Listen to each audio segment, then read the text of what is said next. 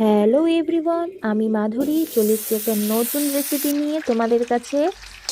আমি এর মধ্যে বাটার দিয়ে দিচ্ছি। আমি আজকে বানাবো হচ্ছে সুজির হালুয়া।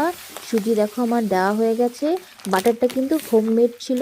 তোমরা যদি হোমমেড বাটার দেখতে চাও তাহলে আমাকে এই ভিডিওতে অবশ্যই অবশ্যই কমেন্ট করে জানাবে, তাহলে তোমাদেরকে আমি হোমমেড বাটারের একটা ভিডিও নিয়ে আসবো। তো দেখো সুজি এর মধ্যে আমি দিয়ে দিয়েছি। যেহেতু আমার পরিবারে অনেক লোক রয়েছে বলে আমি পুরো প্যাকেটেটাই দিয়ে দেবো, তোমরা তোমাদের আন্দাজ মতন দিয়ে দেবে।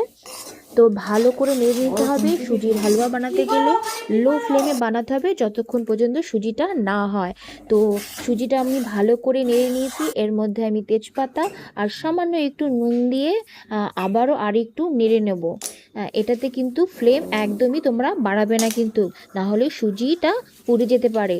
তো আমি এর মধ্যে বাতাসা দিয়ে দিচ্ছি, যেহেতু আমার বাড়িতে বাতাসা ছিল বলে। তোমরা চাইলে এর মধ্যে চিনিটা দিয়ে দিতে পারো। তো আমি বাতাসা দিয়ে নেড়ে নিয়েছি। এরপর আমি এতে পরিমাণ মতো দুধ দিয়ে দেবো। দুধটা কিন্তু একটু বেশি দিতে হবে। আর সবসময় মনে রাখি ফ্লেম কিন্তু একদমই কম থাকবে। হ্যাঁ, না হলে কিন্তু সুজিটা দলা পাকিয়ে যায়। সবাই কিন্তু আবার সুজি বানাতে পারে না। সুজি বানাতে গেলে একদম লো ফ্লেমে বানাতে, প্রথম থেকে একদম শেষ অবধি। এরপরে আমি এটাকে কিছুক্ষণ খুব ভালো করে নেড়ে নেব, একদম লো ফ্লেমে। যেহেতু আমি দুধটা অনেক দিয়েছি, কারণ আমি এর মধ্যে বাতাসাটা দিয়েছি।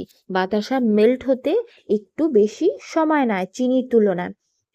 তো এর মধ্যে তোমরা চাইলে এলাচ দিতে পারো। সুজির হালুয়াতে এলাচ দিলে সুজির হালুয়ার স্বাদ দ্বিগুণ কিন্তু বেড়ে যায়। এভাবে আমরা লো ফ্লেমে সুজির হালুয়াটাকে ভালো করে নেড়ে নেব।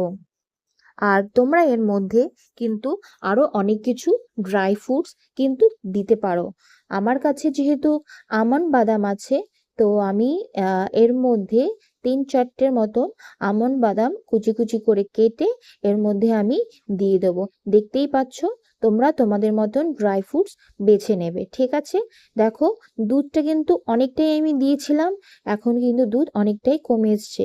আমি কিন্তু এটাকে একদমই লো ফ্লেমে রেখেছি। একটুও বাড়ানো যাবে না কিন্তু, না হলে সুজিগুলো দলা বেঁধে যেতে পারে। দেখবে অনেকেই আছে সুজি কিন্তু বানাতে পারে না। তো দেখো, সুজি প্রায় আমার ঘন হয়ে এসছে।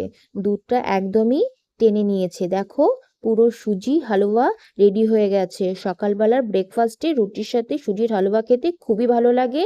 এই ভিডিওটাতে অবশ্যই শেয়ার, কমেন্ট, লাইক দেবে, পাশে থাকবে আমার। ধন্যবাদ।